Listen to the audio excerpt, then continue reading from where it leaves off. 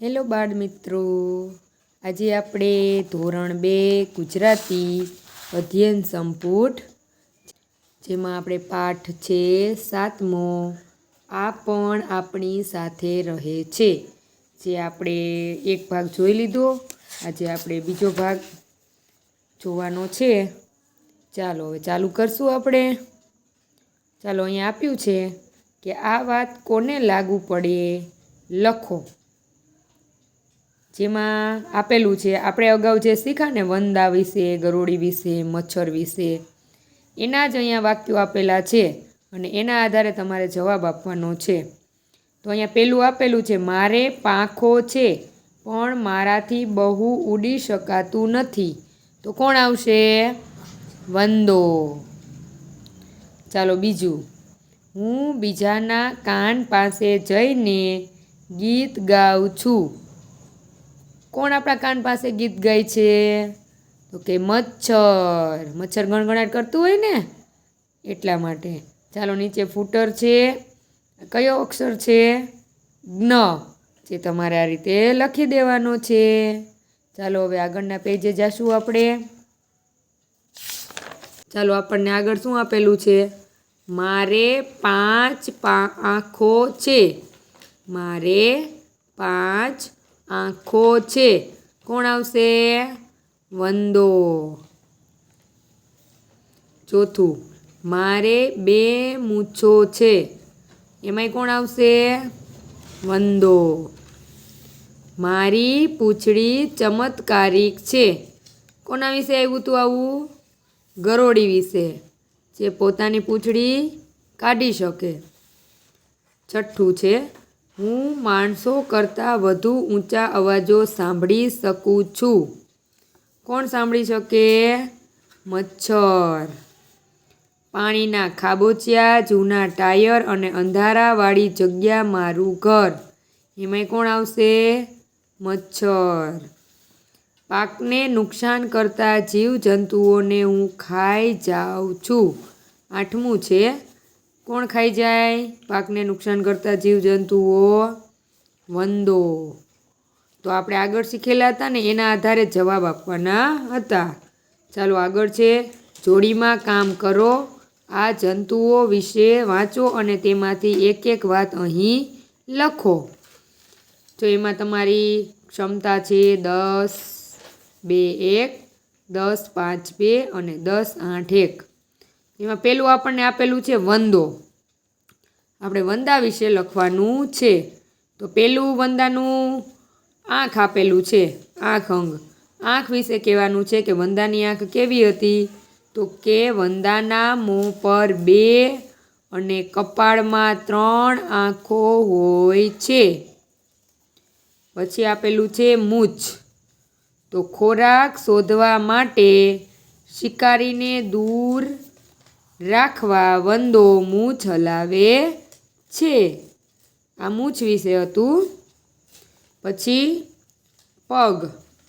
તો વંદાની છાતીમાંથી કાંટાવાળા 6 પગ નીકળે છે.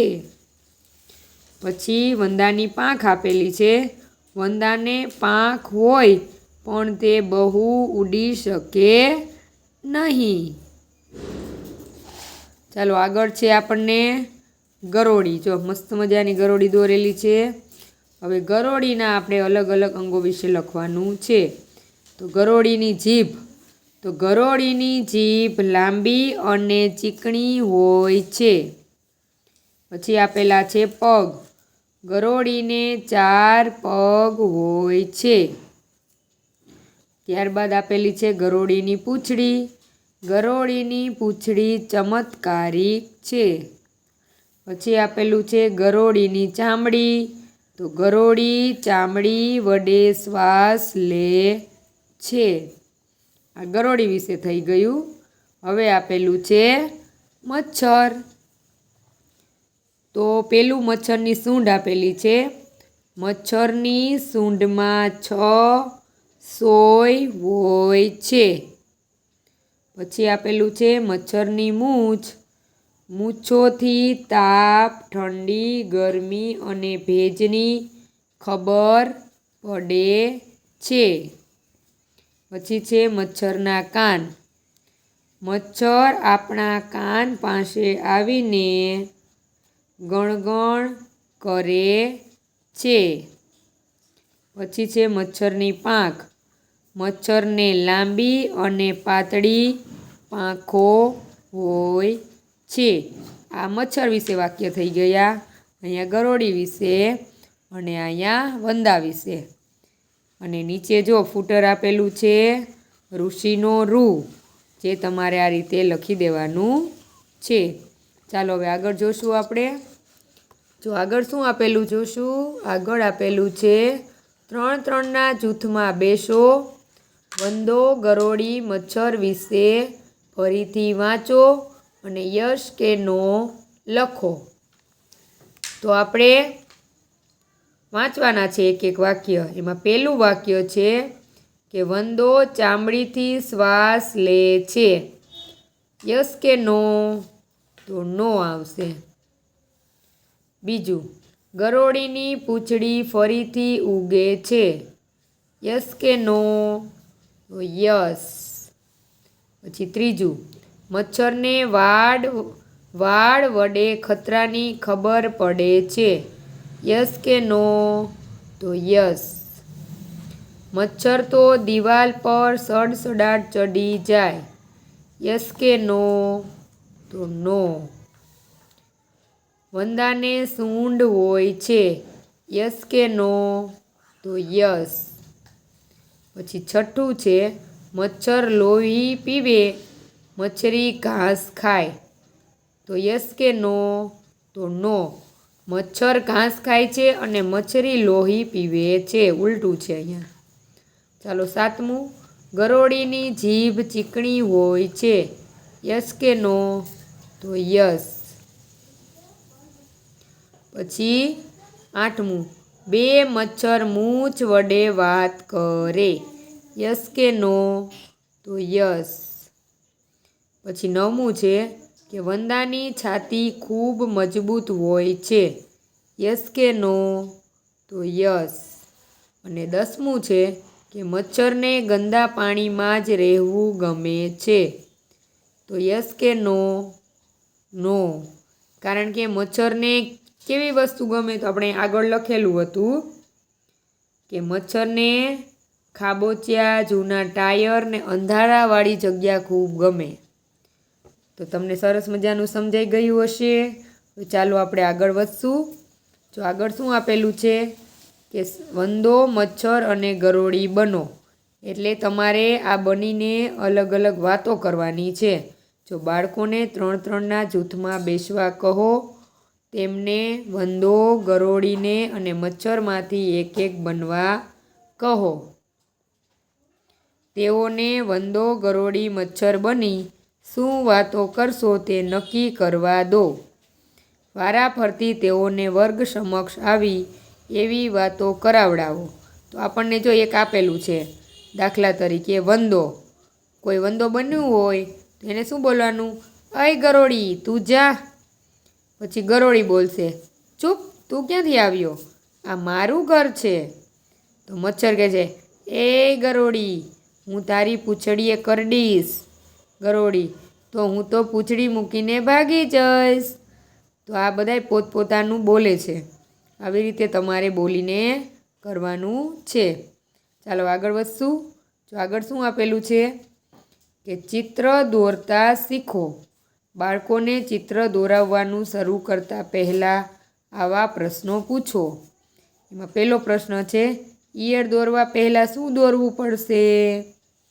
બીજા નંબરમાં એમાં શું ઉમેરાયું? બીજા અને ત્રીજા ચિત્રમાં શું જુદું છે? ત્રીજા ચિત્રમાં શું ઉમેરીએ તો આખી ઈયળ પૂરી થાય? તો આપણે જો હમણાં આગળ જોશું કે ઈયળ કેવી રીતે આપણે દોરીશું. જોઈએ હમણાં. ચાલો, અહીંયા આપણને આપેલું છે ઋષિનો રૂ, જે આપણે આગળ એ લખ્યો અને અહીંયા તમારે આ રીતે લખી દેવાનો છે. ચાલો આપણે આગળ જોશું. તો અહીંયા આપણને બધા ચિત્રો કઈ રીતે આપણે દોરવાને આપેલા છે. જો આપણને પહેલાં શું આપેલું છે? આગળ આપણને જો ઈયળ આપેલી છે અહીંયા, કે ઈયળ આપણને 4 વિભાગમાં કેવી રીતે દોરવીને એવું ડ્રો કરીને આપેલું છે. તો પહેલાં ચિત્રમાં આપણને શું દોરીને આપ્યું છે? આંખો અને મોઢું. પછી બીજા ચિત્રમાં એની જો આ ઉપરની આ હોય ને વાળ એ બનાવીને આપ્યા છે. પછી ત્રીજા ચિત્રમાં એનો પાછળનો ભાગ છે અને ચોથા ચિત્રમાં એને આખી પૂરી કરી દીધી છે. તો આપણે આ રીતે જોઈને બનાવવાની છે. જો મારી રીતે મેં એવો પ્રયત્ન કર્યો છે, આવી બનેલી છે. ચાલો પછી આપણને પતંગિયું આપેલું છે. જો પતંગિયું કઈ રીતે બનાવવું એ પણ આપણને 4 રીતે આપેલું છે. તો મેં મારી રીતે આવું બનાવેલું છે. ચાલો પછી ત્રીજું ચિત્ર કીડીનું છે. કીડી આપણે કઈ રીતે બનાવવી તો એ પણ આપણને સરસ મજાનું આપેલું છે. એમાંથી જોઈને મેં આવી રીતે કીડી બનાવેલી છે. ચાલો હવે આગળ જોશું આપણે. જીવજંતુ છૂટા પાડો. ઉદાહરણ બોર્ડ પર લખી એમાંથી 2 શબ્દ કેવી રીતે છૂટા પાડી શકાય મોટેથી બોલીને વિદ્યાર્થીઓને બતાવો. જેમ કે પાઈદયડુડ. એમાંથી તમારે શબ્દ ગોતવાનો છે. પહેલો અક્ષર પા છે, બીજા સાથે જોડું તો પાઈ થાય એવો કોઈ શબ્દ હોતો નથી. ત્રીજા સાથે જોડું તો પાંદ થાય. પાંદ તો પાંદડું હશે. હા, પાંદડું બને છે. એ સિવાય બચેલા અક્ષર ઈયળ છે તો એ થયો ઈયળ. આવું બોર્ડ પર કરીને બતાવો. ત્યારબાદ બીજા શબ્દો છૂટા પાડવા કહો. તો જો પાઈદયડુડ એમાં પેલો પા, ત્રીજો દ અને ડુ એટલે પાંદડું. તો અહીંયા આપણે પાંદડું લખશું અને અહીંયા ઈયળ અહીંયા આપણે ઈયળ લખશું. ચાલો આગળ આપણને 3 રૂ આપેલા છે. રૂ રૂ રૂ. ત્રણેય રૂ જ વંચાય પણ ત્રણેયનો અલગ રીતે ઉપયોગ થાય છે, જે તમારે આ રીતે લખી દેવાનું છે. આ રૂ, આને રૂ વંચાય અને આને રૂ વંચાય. ચાલો હવે આગળ જોશું આપણે. ચાલો જો આગળ શું આપેલું છે, આપણે છૂટા પાડવાના છે ને શબ્દ. તો આપણને શું આપેલું છે? આગળ આપણને આપેલું છે ખોમારાખી ક. તેમાંથી આપણે ખોરાક. તો અહીંયા આપણે શું લખશું? ખોરાક. પછી એમાંથી કયા શબ્દ વચ્યા? માખી. તો અહીંયા આપણે શું લખશું? માખી.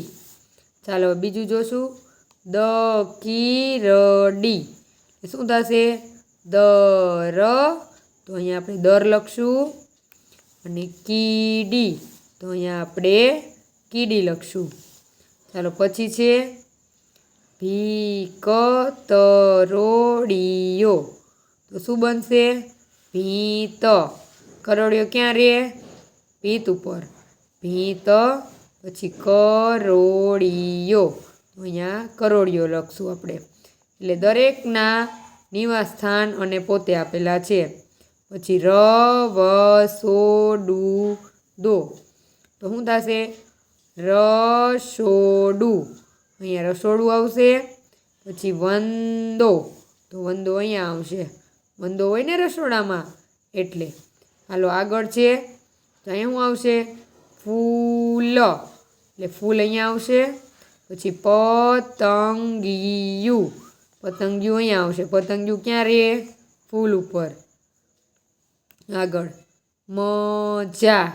ધમા ડખી. એ શું થશે? ઝાડ. એટલે અહીંયા ઝાડ. પછી મધમાખી. અહીંયા મધમાખી. મધમાખી ક્યાં હોય? ઝાડ ઉપર હોય ને એટલા માટે.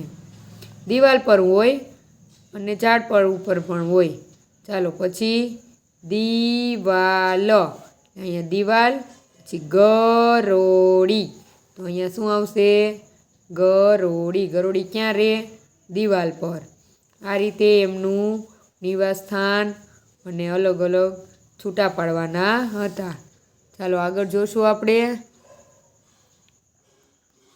આગળ આપેલું છે કે બાળકોને આપેલા જીવજંતુઓમાંથી કોઈ 3 વિશે 3 વાક્યો લખવા કહો. ચાલો આપણે કોના વિશે લખશો તમે? તો અહીંયા આપણને અલગ અલગ આપેલા છે. પતંગિયું, દેડકો, કરોળિયો, માખી, અળસિયું ને કાચબો. આટલા આપણને આપેલા છે.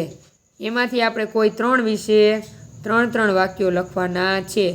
જો મેં મારી રીતે 2ના 3 લખેલા છે અને 1ના 2 લખેલા છે, તો ત્રીજું તમારે શોધવાનું છે. ચાલો જો એમાં આપણે પતંગિયા વિશે પહેલાં લખેલું છે. પતંગિયું રંગબેરંગી હોય છે. બીજું વાક્ય, પતંગિયું ફૂલમાંથી રસ ચૂસે છે. ત્રીજું, પતંગિયું બધાને ખૂબ ગમે છે. આ રીતે 3 વાક્ય બનાવવાના છે. પછી ત્રીજું મેં બનાવ્યું છે પછીનું માખી વિશે. માખી બીમારી ફેલાવે છે. માખી અલગ અલગ જગ્યાએ ઉડીને જીવજંતુઓ ફેલાવે છે. પછી માખીનું ઘર ખુલ્લો ખોરાક છે. આ રીતે 3 વાક્ય બનાવી શકાય. હવે ત્રીજું મેં લીધું છે કરોળિયો. તો કરોળિયો દિવાલ પર ઘર બનાવે છે. કરોળિયાને 8 પગ હોય છે. ચાલો જો કરોળિયાનું ત્રીજું વાક્ય છે, કરોળિયો તેની લાળથી ઘર બનાવે છે. આ રીતે 3 વિશે તમારે 3 વાક્યો લખવાના હતા. ચાલો આગળ જોશું. વાક્યો 2 વખત વાંચો. આ માત્ર આપણે વાંચવાના છે. તો પહેલું છે, વૃક્ષ નીચે ચકલીઓ સેલ્ફી લેતી હતી. તો હાસ્ય આવે ને એવા વાક્ય છે, હસવું આવે ને એવા. કે વૃક્ષ નીચે ચકલીઓ સેલ્ફી લેતી હતી. સેલ્ફી એટલે ફોટો પાડતી હતી. બીજું, ગાર્ડનમાં કાચબાઓએ દોડાદોડ કરી મૂકી. બગીચો હતો ને ત્યાં કાચબાઓ દોડાદોડ કરી મૂકી. પછી ત્રીજું છે, ઈયળે પ્રાર્થના કરી પાંદડા ખાધા. ઈયળ હોય ને એને પ્રાર્થના કરી ભગવાનને, પછી પાંદડા ખાધા. ચોથું, વાંદરાની પાર્ટીમાં સસલાઓએ ભેગા થઈ પ્રસાદ ઝાપટ્યો. વાંદરાએ પાર્ટી કરી, એમાં સસલા આવ્યા હતા અને એને પ્રસાદ ખાધો. પછી પાંચમું, મધમાખીને પૃથ્વી મધપૂડા જેવી દેખાય. પૃથ્વી આપણી છે ને એ મધમાખીને કેવી દેખાય છે? મધપૂડા જેવી. ચાલો આગળ જોશું. જો આપણને અહીંયા 3 રૂ આપેલા છે. એમાં જો આ પહેલો રૂ છે એ રૂપિયો લખીએ ને આપણે, રૂપિયા, એમાં રૂ વપરાય રૂમાલનો રૂ. પછી બીજો રૂ છે એ ઋષિનો રૂ છે. અને ત્રીજો રૂ છે એમાં આપણે જો એમ લખીએ ને કે મારું, ત્યારે જે રૂ આવે ને ત્યારે આ રૂ આવે છે આપણે. તો આ તમારે 3 રૂ અહીંયા લખી દેવાના છે. ચાલો આપણે છઠ્ઠું વાક્ય, ગંદકી જોઈ જીવડાઓ અંદરો અંદર ચર્ચા કરવા લાગ્યા. પછી 7મું, માખી આઈસ્ક્રીમ પર બેસતા ગબડી પડી. માખી આઈસ્ક્રીમ ઉપર બેઠી તો પડી ગઈ. 8મું, દેડકાઓ ડ્રમ વગાડીને સફાઈ કરવા લાગ્યા.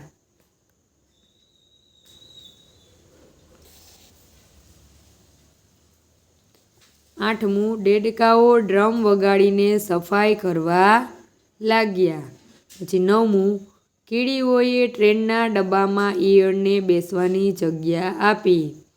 કીડી છે ને એ ટ્રેનમાં બેસી ગઈ હતી, પછી ઈયળને બેસવાની જગ્યા આપી. પછી 10મું, દેડકાઓનું ડ્રાઉં ડ્રાઉં સંગીત સાંભળી માછલીઓ નાચવા લાગી. દેડકાઓ ડ્રાઉં ડ્રાઉં કરતા હતા ને એ સાંભળીને માછલી શું કરવા લાગી? નાચવા લાગી. 11મું, સસલાએ સિંહ પર કૃપા કરી તેને છોડી દીધો. સસલાએ છે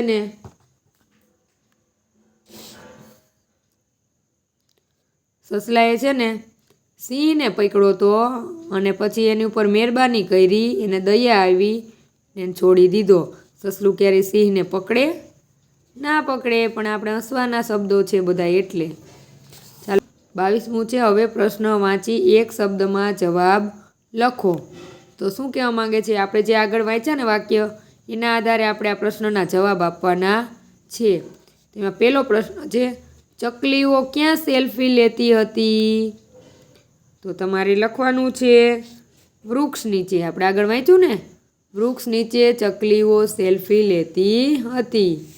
પછી બીજું છે કે દોડાદોડ કરતા કાચબા ક્યાં હતા? તો ક્યાં હતા? ગાર્ડનમાં હતા. ગાર્ડન એટલે બગીચો. ત્રીજું, ઈયળે પાંદડા ખાતા પહેલાં શું કર્યું? તો શું કર્યું તું? પ્રાર્થના. પછી ચોથું, પાર્ટીમાં સસલાઓએ શું ન રહેવા દીધું? તો શું ઝાપટી ગયા હતા? પ્રસાદ. પછી પાંચમું, મધમાખીને શું મધપૂડા જેવું દેખાયું? તો પૃથ્વી. પછી છઠ્ઠું છે, જીવડા વાતો કરતા એ માટે વાક્યમાં કયો શબ્દ મૂક્યો છે? તો જીવડા ચર્ચા કરતા હતા, એટલે વાતો કરવી એનો બીજો શબ્દ શું આવશે? ચર્ચા. પછી સાતમું, માખી શાના પરથી ગબડી પડી? તો જવાબ છે કે આઈસ્ક્રીમ પર બેઠી અને ગબડી પડી. પછી આઠમું, દેડકાઓએ સફાઈ કરતાં પહેલાં શું વગાડ્યું? તો ડ્રમ વગાડ્યું. શું વગાડ્યું? ડ્રમ. પછી નવમું, કીડીઓએ કયા વાહનમાં બેઠી હતી? કીડીઓ કયા વાહનમાં બેઠી હતી? જવાબ, ટ્રેનમાં બેઠી હતી. દસમું છે, માછલીઓ કેવો અવાજ સાંભળી નાચવા લાગી? તો દેડકાઓનું ડ્રાઉં ડ્રાઉં સાંભળીને નાચવા લાગી. પછી 11મું છે, સસલાએ માફી આપી તે માટે બીજો કયો શબ્દ ઉપયોગ થયો છે? એટલે માફી આપી એટલે શું થાય? બીજું કૃપા કરવી. કોઈ બીજા ઉપર આપણને દયા આવે ને આપણે માફ કરી દઈએ, કૃપા કરીએ એમ. ચાલો હવે આગળ જોશું કે સાંભળો, વાંચો અને લખો. વાક્યો મોટેથી વાંચો, સંભળાવો, તે પછી વાક્યના આધારે પ્રશ્નોના જવાબ લખવા કહો. એટલે વાક્યો મોટેથી વાંચવાના છે, પછી એનો જવાબ દેવાનો છે આપણે. તો આપણને આપેલું છે, કાગડો કેવું બોલે? તો કા કા બોલે. ક્રાઉ ક્રાઉ બોલે કે ક્રો ક્રો બોલે. પછી કાગડાને અંગ્રેજીમાં ક્રો કહે છે, ખબર છે? હાલો આપણે આ વાક્ય વાંચી લીધું. હવે એના આધારે આપણે બે પ્રશ્નના જવાબ આપશું. કાગડો કેવું બોલે? કા બોલે, ક્રાવ ક્રાવ બોલે, ક્રો ક્રો બોલે. તો કા બોલે. પછી કાગડાને અંગ્રેજીમાં શું કહે છે? તો કાગડાને અંગ્રેજીમાં ક્રો કહેવાય છે. ચાલો આગળ નીચે એવું છે કે ગમતા શબ્દો લખો. તો તમારે ગમે તે શબ્દ લખી દેવાના છે. મેં લખેલું છે સસલું, મધમાખી અને કીડી. આ ફૂટર તમારે આ રીતે લખી દેવાનું છે. ચાલો હવે આગળ જોશું આપણે કે ટ્રેક્ટર અને થ્રેશરના પૈડા ટ્રક કરતાં મોટા હોય છે.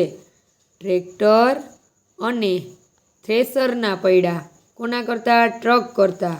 તો તેમાં બેસીએ ત્યારે શરીર ધ્રુજે. ફાયર બ્રિગેડના બંબાના પૈડા ટ્રક જેવડા હોય. આ વાક્ય આપણે વાંચ્યું. એના આધારે આપણે બે પ્રશ્નના જવાબ દેવાના છે. કોના પૈડા ટ્રક કરતાં મોટા હોય? તો આપણે પહેલું જ વાક્ય વાંચ્યું હતું કે ટ્રેક્ટર અને થ્રેશરના પૈડા ટ્રક કરતાં મોટા હોય. તો જવાબ શું આવશે? ટ્રેક્ટર અને થ્રેશર. પછી બીજો છે કે ટ્રેક્ટરમાં બેસીએ તો શું થાય? તો તેમાં બેસીએ ત્યારે શરીર ધ્રુજે. તો શરીર ધ્રુજે ટ્રેક્ટરમાં બેસીએ ને ત્યારે. ચાલો ત્રીજું છે, શ્રવણ તેના માતા પિતાને યાત્રાએ લઈ ગયો. ગણેશે તેના માતા પિતાની આજુબાજુ પરિક્રમા કરી. બંનેમાંથી એકેય ભણવા માટે આશ્રમમાં ગયા ન હતા. તો શ્રવણ નામનો એક થઈ ગયા અને ગણેશ આપણા ભગવાન. તો એમને જે કર્યું ને એનું છે આપણને. તો એમાં પહેલું આપેલું છે કે માતા પિતાને યાત્રાએ કોણ લઈ ગયો? તો કોણ લઈ ગયું? શ્રવણ તેના માતા પિતાને યાત્રાએ લઈ ગયો. તે પહેલાં શું આવશે? શ્રવણ. બીજું, ગણેશે માતા પિતાની આજુબાજુ શું કર્યું? તો ગણેશે તેના માતા પિતાની આજુબાજુ પરિક્રમા કરી. તો શું જવાબ આવશે? પરિક્રમા. ચાલો આગળ જોશું કે અક્ષર પર આંગળી ફેરવો. આપણને નીચે અક્ષર આપેલા છે, એમાં તમારે આંગળી ફેરવવાની છે. તો અહીંથી આમ ચાલુ કરીને અહીંથી આમ આંગળી આવી રીતે તમારે ફેરવવાની છે. શું કહેવાય? ક્ર. પછી શું આપેલું છે? ટ્ર. પછી થ્ર. પછી ધ્ર. પછી બ્ર અને સ્ર. આમાં તમારે આંગળી ફેરવવાની છે. ચાલો નીચે જો લખેલું છે કે લખો. શું લખ્યું છે? તો જો પ આપેલો છે અને આવો લીટો આપેલો છે એટલે શું વચાશે? પ્ર. તો તમારે પહેલી લાઈનમાં બધે પ્ર લખી દેવાનો છે. પછી અહીંયા નીચે આવી રીતનું આપેલું છે તો એને શું વચાય? પ્રૂ. તો તમારે બીજી લાઈનમાં બધે પ્રૂ લખી દેવાનો છે. અને પછી અહીંયા ઉપર રેપ આપેલો છે એને પણ ર વચાય. જેમ કે આપણે પર્યાય લખવું છે તો આ ર વચાય. એટલે તમારે આ રીતે આવો રેપ લખીને લખી દેવાનું છે ત્રીજી લાઈનમાં. ચાલો આગળ આપણને આપેલું છે યાત્રા. તો ફૂટરમાં તમારે યાત્રા 3 વખત લખવાનું છે. ચાલો આગળ જોશું આપણે. આગળ શું આપેલું છે કે સાંભળો અને ગાવો. જે પઠન, ગાન, ચીલગાન કે સમૂહગાન કરવાનું છે આપણે. ચાલો આપણે ગાશું. કબૂતરોનું ઘૂઘવું એવું આપણને મસ્ત મજાનું ગીત આપેલું છે. તો ગાશું આપણે. જો મસ્તના અહીંયા આપણને પક્ષી દોરીને આપ્યા છે એના આધારે આપણે છે. કબૂતરોનું ઘૂઘવું, કોયલ ગુંજે કુ કુ કુ, ને ભમરા ગુંજે ગું ગું ગું, ચકલા ઉંદર ચૂં ચૂં ચૂં, ને છછુંદરોનું છું છું છું. કુંજનમાં સી કકાવારી, હું કુદરતને પૂછું છું. કુંવળ સમા ઘૂઘવાટા કરતો, માનવ ઘૂરકે હું હું હું. પરમેશ્વર તો પહેલું પૂછશે, કોઈનું સુખ દુઃખ પૂછ્યું તું. દર્દ ભરી દુનિયામાં જઈને કોઈનું આંસુ લૂછ્યું તું. ગેંગે ફે કરતા કહેશો, હે હે હે હે, શું શું શું. આ કબૂતરોનું ઘૂ ઘૂ ઘૂ, કોયલ ગુંજે કુ કુ કુ. કેવું બાળગીત હતું? સરસ હતું ને? ચાલો હવે આપણે નીચે ફૂટર આપેલું છે લખો. તો અહીંયા શું લખ્યું છે? આપણે આગળ આવી ગયું પ્રૂ. તો તમારે આખી લાઈનમાં પ્રૂ લખી દેવાનો છે. ચાલો આગળ જોશું. આગળ જો આપણને સરસ મજાનો જોક્સ આપેલો છે હસહસાટ. કે મગનને કાલે મચ્છર કરડ્યો. મગન મચ્છરને મારવા તેની પાછળ ચંપલ લઈને દોડતો રહ્યો.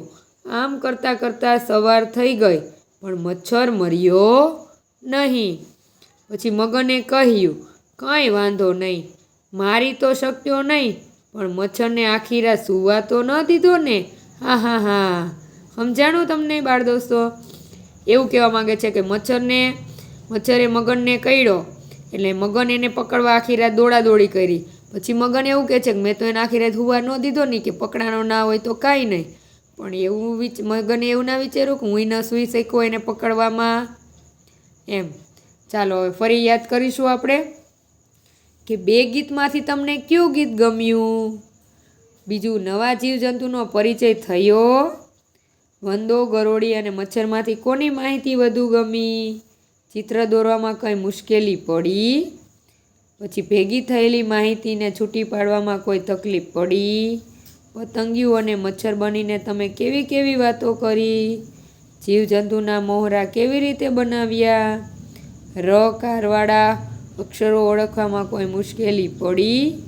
અને વર્ગની ચીજ વસ્તુઓમાંથી ગમતું જીવડું બનાવવાની કેવી મજા પડી? આટલું આપણે આ પાઠમાંથી શીખ્યા છીએ. તો તમને મારો વિડીયો કેવો લાગ્યો? લાઈક કરજો, શેર કરજો, સબસ્ક્રાઈબ કરજો. Bye bye. Thank you for watching.